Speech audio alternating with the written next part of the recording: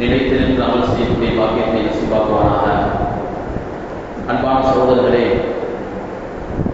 ரமலானுக்கு இன்னும் ஒரு சில வாரங்களே மிஞ்சி இருக்கின்றது என்ற தருணத்தில் ரஜபுடைய மாதத்திலிருந்தே ரசூலுல்லாஹி ஸல்லல்லாஹு அலைஹி வஸல்லம் அவர்கள் துஆ செய்வார்கள். அல்லாஹும்ம பாரிக் லனா ஃபீ ரஜப வ ஷஅபான் வ பல்லிக்னா ரமலான். யா அல்லாஹ், ரஜபுடைய மாதத்திலும் ஷஅபானுடைய மாதத்திலும் எங்களுக்கு பரக்கத் செய்வாயாக. எங்களுடைய வாழ்நாளை பரக்கத் செய்வாயாக. எங்களுடைய வாழ்நாளை இந்த மாதத்தில் முடித்து விடாதே. ரஜபுடைய மாதத்தோடு இறந்து விட்டார், ரமலானை அடையாமல் இறந்து விட்டார் என்ற நிலைக்கு எங்களை உண்டாக்கி விடாமல் ரமலானை எங்களை அடைய செய்வாயாக என்று துஆ என்று நபி ஸல்லல்லாஹு அலைஹி வஸல்லம் துஆ செய்வார்கள்.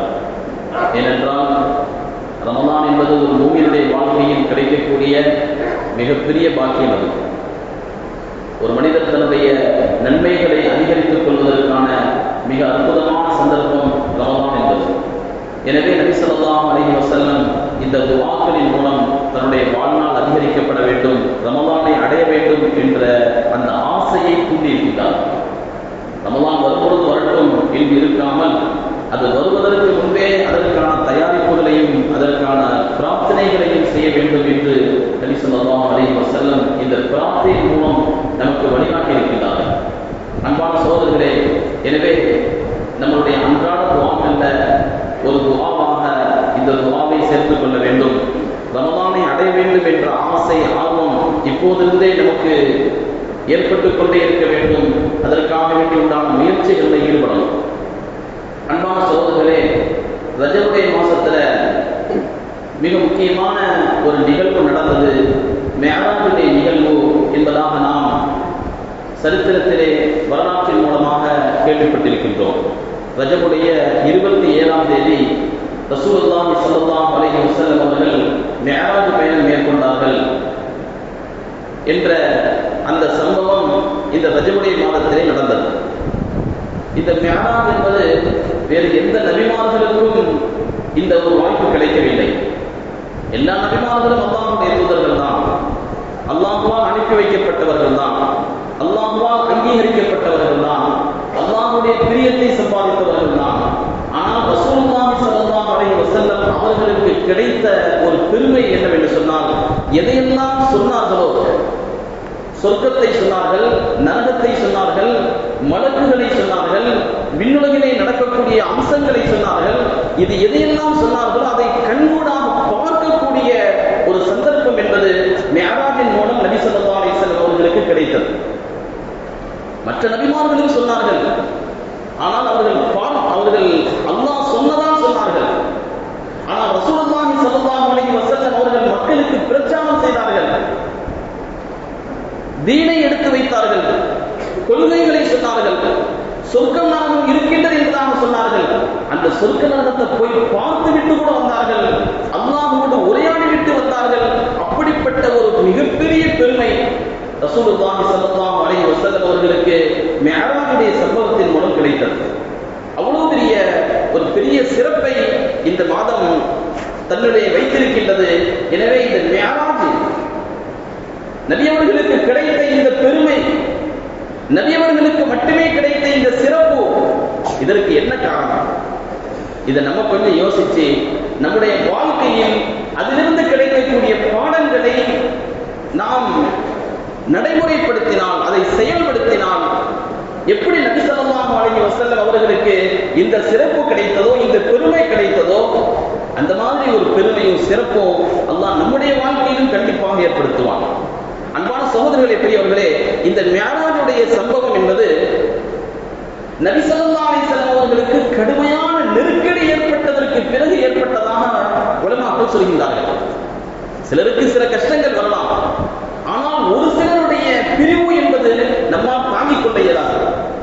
நபி அவர்களுடைய பிரியமான மனைவி ஹஜ்ரத் கதீஜா ரலியல்லாஹு அன்ஹா இந்த மாசத்துல, இந்த வருஷத்துல தான் மிஅராஜ் நடைபெற்ற வருடத்தில் தான் அவர்கள் வஃபாத் ஆகின்றார்கள்.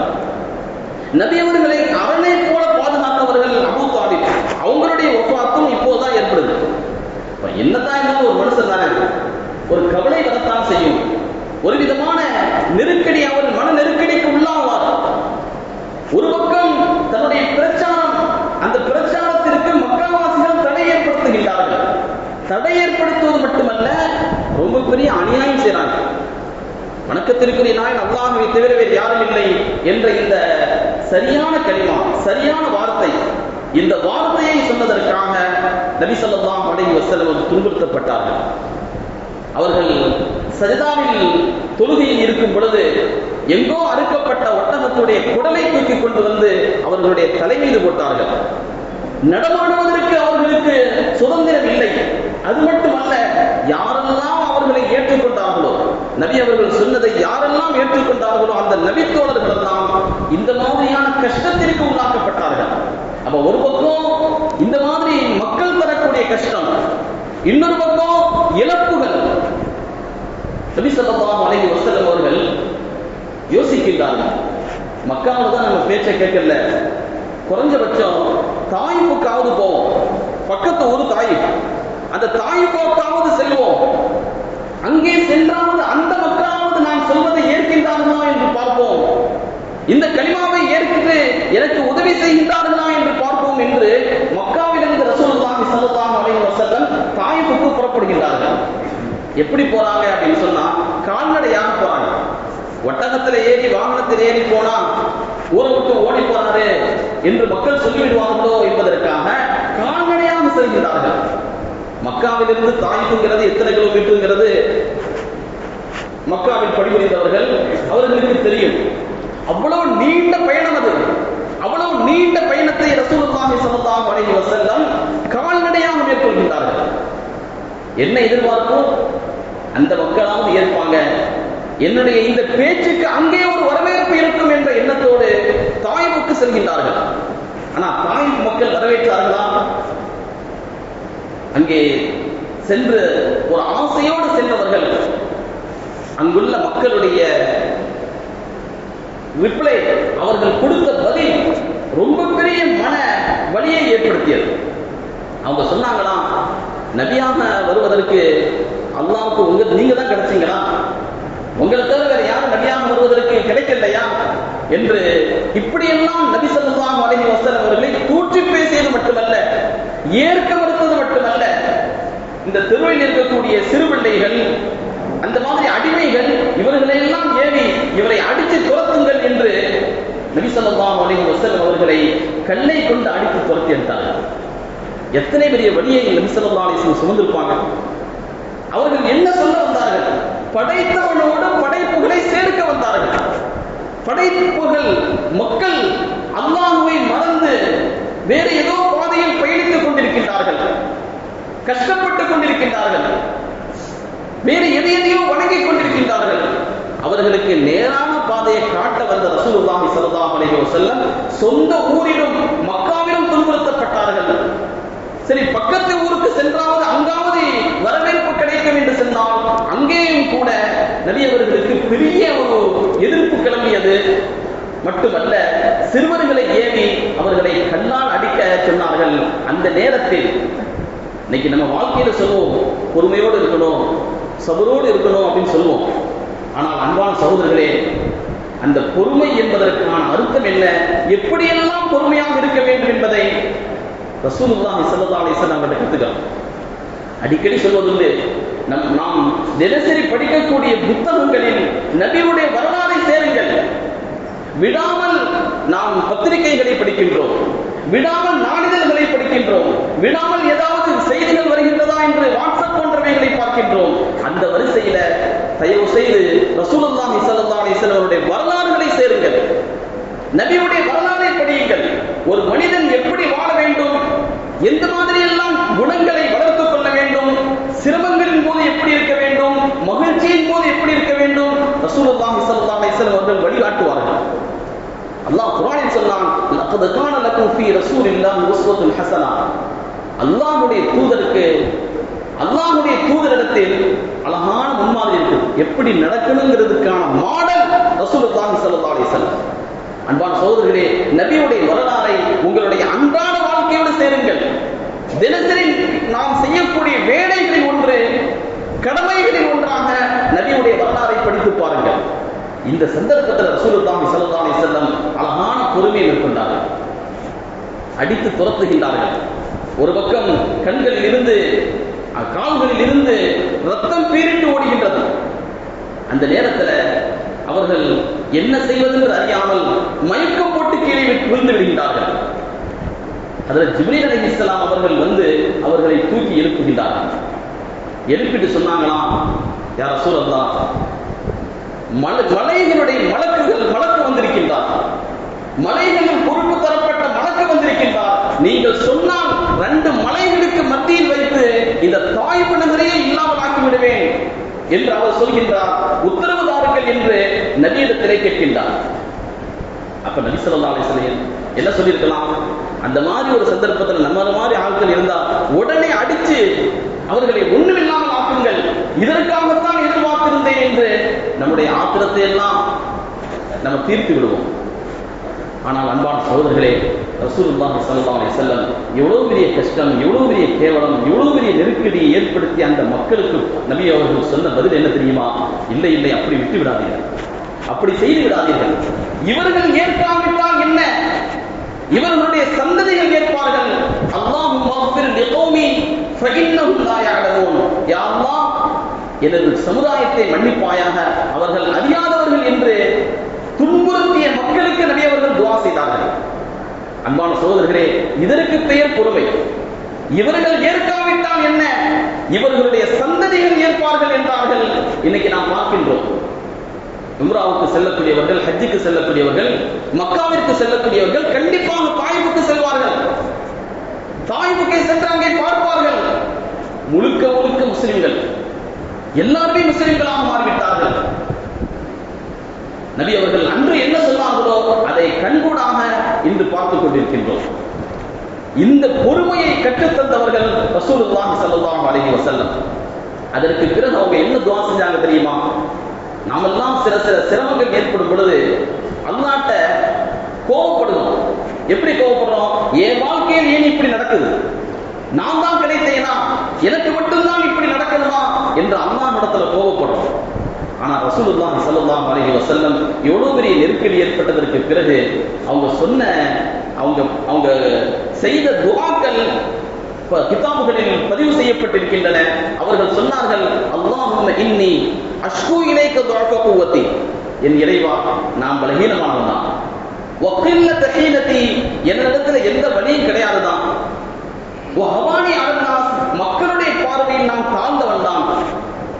அதனால பல நேரங்கள்ல இந்த மாதிரி எனது தகுதியின்மையின் காரணமாக இந்த ஒரு நிகழ்வை நான் எதிர்கொள்கின்றேன். நீ என்னுடைய இரட்சகனாக இருக்கின்றாய். வஅன்த ரப்புல் முஸ்ததஅஃபீன், பலகீனமானவர்களின் இரட்சகன் நீ. நீ என் மேல கோபமா இருக்கியா இல்லையா? அவன் கேட்கிறான், நீ என் மீது கோபமாக இல்லை என்றால் எனக்கு வேற எந்த பிரச்சனையும் கிடையாது. எந்த மாதிரி நேரத்தில் இந்த துஆ செய்றாங்க? சிரமங்கள், கஷ்டங்கள் அவர்களுடைய தலைக்கு மேல் இருக்கின்றது. அந்த நிலையிலும் கூட ரசூலுல்லாஹி ஸல்லல்லாஹு அலைஹி வஸல்லம் தன்னுடைய அதிருப்தியை வெளிப்படுத்தாமல் முழுக்க முழுக்க அல்லாஹ்வுடைய திருப்தியை முன்வைத்து பேசக்கூடியவர்களாக, யா அல்லாஹ், நீ என் மீது கோபமாக இல்லாவிட்டால் போதும் என்று துஆ செய்கின்றார்கள் என்றால், அன்பான சகோதரர்களே, அதற்கு பெயர் பொறுமை. இந்த பொறுமையை ரசூலுல்லாஹி ஸல்லல்லாஹு அலைஹி வஸல்லம் அவருடைய வாழ்க்கையில் இருந்து கற்றுக்கொள்ள வேண்டும். இதற்கான பகரமாக, இதற்கான கூலியாக, இதற்கு தரப்பட்ட ஒரு பரிசுதான் மிஅராஜுடைய சம்பவம். மிஅராஜிலே ரசூலுல்லாஹி ஸல்லல்லாஹு அலைஹி வஸல்லம் மக்காவில் இருந்து பைத்துல் முகத்தஸ் அழைத்து செல்லப்படுகின்றார்கள். பைத்துல் முகத்தஸில் இருந்து 7 வானங்களுக்கு அழைத்து செல்லப்படுகின்றார்கள். அதை தாண்டி 7 வானங்களில் தாண்டி ஒரு இடம் வருகின்றது. ஹஜ்ரத் ஜிப்ரீல் அலைஹிஸ்ஸலாம் சொல்கின்றார்கள், இதற்கு பிறகு செல்வதற்கு கூட எனக்கு அனுமதி இல்லை, இதற்கு பிறகு செல்வதற்கு எனக்கு கூட அனுமதி இல்லை என்ற பொழுது ரசூலுல்லாஹி ஸல்லல்லாஹு அலைஹி வஸல்லம் அதையும் தாண்டி சென்றார்கள். அல்லாஹ்விடத்தில் உரையாடினார்கள், நேரடியாக அல்லாஹ்விடத்திலே பேசினார்கள். இவ்வளவு பெரிய சிறப்பு, இவ்வளவு பெரிய பெருமை. இந்த பெருமை எப்படி கிடைத்தது என்று சொன்னால், ரசூலுல்லாஹி ஸல்லல்லாஹு அலைஹி வஸல்லம் அவருடைய வாழ்க்கையில் நடந்த சில கஷ்டங்கள், சில சிரமங்கள், அந்த சிரமங்களை எல்லாம் அவர்கள் அல்லாஹ்விற்காக சகித்தார்கள், பொறுமையை மேற்கொண்டார்கள். அல்லாஹ் குர்ஆனில் சொல்வான், வஸ்தஈனு பிஸ்ஸப்ரி வஸ்ஸலா, நீங்கள் தொழுகையை கொண்டும் பொறுமையை கொண்டும் அல்லாஹ்விடத்தில் உதவி தேடுங்கள். உங்களுடைய வாழ்க்கையில் கஷ்டம் வருகின்றதா, நெருக்கடி ஏற்படுகின்றதா, அல்லாஹ் எனக்கு உதவ மாட்டானா என்று எதிர்பார்க்கின்றீர்களா? 2 ஆயுதத்தை நான் தருகின்றேன். ஒன்று தொழுகை. இந்த தொழுகை இருக்கின்ற வரை அல்லாஹ்வுடைய உதவி இருக்கும். 2வது பொறுமை. அந்த பொறுமையை கொண்டு அல்லாஹ்விடத்தில் உதவி தேடுங்கள் என்று அல்லாஹ் சொன்னான். இன்னைக்கு அந்த 2 ஆயுதத்தை நாம் வைத்திருக்கின்றோம். அந்த 2 கருவிகள் நமக்கு நம்மிடத்தில் இருக்கின்றன. எந்த அளவிற்கு அதை பயன்படுத்தினோம்? அன்பான சகோதரர்களே, ரசூலுல்லாஹி ஸல்லல்லாஹு அலைஹி வஸல்லம் அவர்கள் பயன்படுத்தினார்கள். அந்த பொறுமையை மேற்கொண்டார்கள். ஒரு இடத்திலும் கூட அல்லாஹ்வின் மீது தனது அதிருப்தியை வெளிப்படுத்தவில்லை. முழுக்க முழுக்க அல்லாஹ்விற்கு அடிபணிந்தவர்களாக இந்த பொறுமையை மேற்கொண்டதன் விளைவோ அல்லாஹ் அவர்களுடைய வாழ்க்கையில் இந்த சம்பவத்தை நிகழ்த்தி காட்டினார். இதற்கு பிறகு எவ்வளவு பெரிய விஸ்வரூபத்தை ரசூலுல்லாஹி ஸல்லல்லாஹு அலைஹி வஸல்லம் எடுத்தாங்க அப்படின்னு சொன்னா, எந்த ஊர் அவர்களை துரத்தி அடித்ததோ மக்கா, அந்த ஊர் முஸ்லிமானது. எந்த ஊர் மக்கள் நபி அவர்களை தூற்றினார்களோ தாயிஃப், அந்த ஊர் மக்களும் முஸ்லிமானார்கள். இவ்வளவு பெரிய வெற்றி அல்லாஹ் தஆலா அவர்களுக்கு கொடுத்தான். வரலாற்றிலே எழுதுகின்றார்கள், இது நபியோடு முடிந்துவிடக்கூடிய விஷயம் அல்ல. அல்லாஹ் குர்ஆனில் சொல்வான், ஃபஇன்ன மஅல் உஸ்ரி யுஸ்ரன் இன்ன மஅல் உஸ்ரி யுஸ்ரா. சிரமம் வருகின்றதா, ஏதோ ஒரு மகிழ்ச்சி வருகின்றது அர்த்தம். உங்களுடைய வாழ்க்கையில் சிரமம் இருக்கின்றதா, அந்த மகிழ்ச்சியோடு, அந்த சிரமத்தோடு 2 மகிழ்ச்சி இருக்கின்றது என்று அர்த்தம் என்று அல்லாஹ் குர்ஆனில் சொல்வான். அந்த வார்த்தை நபியோடு முடிந்து விடுவதல்ல, ஒட்டுமொத்த சமுதாயத்திற்கும் உண்டானது. சமுதாயம் நெருக்கடிகள் ஏற்படும் பொழுது ரசூலுல்லாஹி ஸல்லல்லாஹு அலைஹி வஸல்லம் அவர்கள் கட்டி காத்த பொறுமையை போல பொறுமை கொள்வார்களேயானால் அல்லாஹ் தஆலா அந்த சமுதாயத்திற்கு மேன்மை ஏற்படுத்துவான். அன்பான சகோதரர்களே, சமுதாய அளவுல நமக்கு ஏதாவது நெருக்கடிகள் ஏற்படலாம், ஏதாவது செய்திகள் நம்மை கஷ்டப்படுத்தலாம், அல்லது ஏதாவது சம்பவங்கள் நிகழ்ந்து பேரிழப்புகள் ஏற்படலாம். எந்த மாதிரி நெருக்கடிகள் ஏற்பட்டாலும் அல்லாஹ்வுடைய இந்த வார்த்தையை நாம் ஞாபகம் வைத்துக் கொள்ள வேண்டும். இன்ன மஅல் உஸ்ரி யுஸ்ரன் ஃபஇன்ன மஅல் உஸ்ரி யுஸ்ரா. ஒரு சிரமம் 2 மகிழ்ச்சியை உங்களுக்கு வாழ்க்கையில் ஏற்படுத்த போகின்றது என்று அல்லாஹ் சொன்னான். வெறும் வார்த்தை அல்ல, அல்லாஹ் நிகழ்த்தியும் காட்டினான். நபியுடைய வாழ்க்கையை நிகழ்த்தி காட்டினான். அந்த சம்பவம் தான், அந்த படிப்பினை தான் சமுதாயத்திற்கும் தனிமனிதனுடைய வாழ்க்கையில் கஷ்டம் வருகின்றதா, இந்த வசனத்தை அவர் நினைவுபடுத்திக் கொள்ள வேண்டும். நபியுடைய வரலாறை நினைவில் வைத்துக் கொள்ள வேண்டும். அதிலிருந்து தனக்கான வழிகாட்டலை ஏற்படுத்திக் கொள்ள வேண்டும். இப்படி ஏற்படுத்திக் கொண்டால், நபியுடைய வரலாறை திறந்து பார்த்தால், அதை தன் முன்மாதிரியாக எடுத்துக்கொண்டால், அவருடைய சிரமங்கள் நாடளவில் மகிழ்ச்சிகளாக மாறிவிடும். இப்படிப்பட்ட ஒரு உயர்ந்த பாடத்தை, படிப்பினையை ரசூலுல்லாஹி ஸல்லல்லாஹு அலைஹி வஸல்லம் அவர்களுடைய இந்த மிஅராஜுடைய சம்பவம் நமக்கு நினைவூட்டுகின்றது. வல்ல அல்லாஹ் தஆலா அந்த படிப்பினையை நம்முடைய வாழ்க்கையில் எடுத்து நடக்க தௌஃபீக் செய்வானாக. எல்லா சிரமங்களின் பொழுதும், கஷ்டங்களின் பொழுதும் நபி அவர்கள் எந்த முறையை கையாண்டார்களோ அந்த முறையை கையாண்டு சிரமங்களை மகிழ்ச்சிகளாக மாற்றக்கூடிய நல்லடியார்களுடைய கூட்டத்தில் அல்லாஹ் நம் எல்லோரையும் சேர்த்தருள்வானாக. நீண்ட நிறைய நாட்கள் நோய் நொடி இல்லாமல் சுகத்தோடு இன்பத்தோடு வாழ்ந்து அல்லாஹ்வை நின்று வழிபட்டு வாழக்கூடிய உயர்ந்த வாக்கியத்தை அல்லாஹ் நம் எல்லோருக்கும் தந்தருள்வானாக என்ற நல்ல துஆக்களோடு உங்கள் எல்லோரின் துஆவை ஆதரவு வைத்து என் வார்த்தைகளை நிறைவு செய்கின்றேன். வாஹிர் தஅவானா அல்ஹம்துலில்லாஹ்.